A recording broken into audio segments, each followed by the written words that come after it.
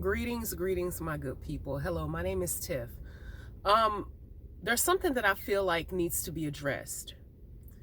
And this is for all you marijuana connoisseurs, marijuana smokers, weed smokers, edible people who partake in edibles, etc. I want to shine some light on an issue that I feel like it's an issue, and maybe you guys don't know, or maybe you're just simply not aware. So I'm going to go ahead and shine the light so that you are aware. I am from Los Angeles, California. This is with three things that we're known for in my city and in my state: the women, the weed, and the weather. The weather is fantastic. The women are beautiful, and they say the weed is good. I personally don't know because I do not smoke marijuana. So listen to this. Anytime you drive through the city, you'll see weed shops damn near on every corner, by the beach, in the hood, in the burbs. There's weed shops everywhere. 86% of marijuana pop-up shops that you see are operating without permits. They do not have the proper permits, which means that they're open to having their doors kicked in by the alphabet boys and girls at any given moment. And they can be shut down, and anybody who's working on the premises are arrested and charged with serious different felonies depending, okay? Now, a vast majority of these weed shops that are up, whether they have a permit or whether they don't, are operated by Caucasian business investors. Yes, you're right, folks. That's right. These same people, these same Caucasian people are selling an herb that black and brown people have been systematically incarcerated for and had their lives ruined for years. And now they're popping up because of the laws and they're selling it. But get this though, when the cops do kick in the door and they arrest everybody on site, guess what? A vast majority of the people that are working in these weed shops are black and brown people. Yes, they're melanated people that look just like me and look just like you. They're arrested. The shop is closed down, but within hours, that shop is reopened again with a brand new set of staff who happen to be black and brown. The owners who own the shop are rarely ever on the premises. They literally operate from a distance.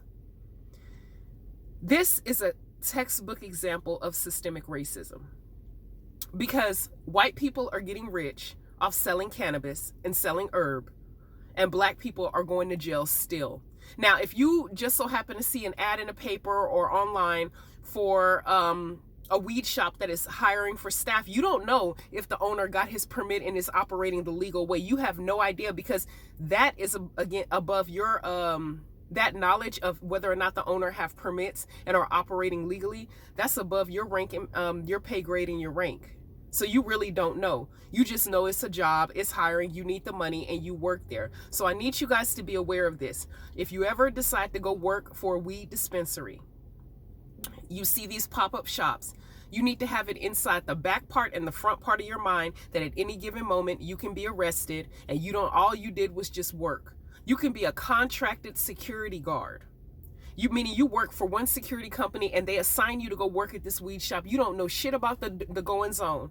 And now you're facing felony charges just for being there. Meanwhile, the owner is sitting back in their luxury ass home, padding their pockets with the very same herb that black and brown people have been systematically incarcerated for. I need you guys to be aware of that. And for you people who go into the shops to buy the weed, you won't be charged, because if you have under a certain amount, they won't even waste their time writing you a ticket for it.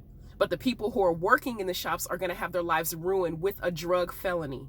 So please keep that in mind. I am, in theory, I believe in the legalization of marijuana, because think about it, take the money out of the drug cartels, tax it, bring revenue for the state, right? It sounds good in theory, but in practice, it's still us. It's still black people and brown people that are getting the short end of the stick. We're still the ones that's getting shipped straight to prison. So I guess you're going to have to make an informed choice in this, if this is really what you want to do. And I understand it's hard out there. If you have a job offer and you need the money, but you need to also be aware of the risks that are involved with this money. Because these white people that own these shops will not bail you out. They're not going to pay for no attorney. They don't give a damn about you. And they'll reopen that shop within the next few hours with a whole new set of staff so that they can keep their fucking pockets padded. I am Tiff. You guys have a great day. Just something to think about.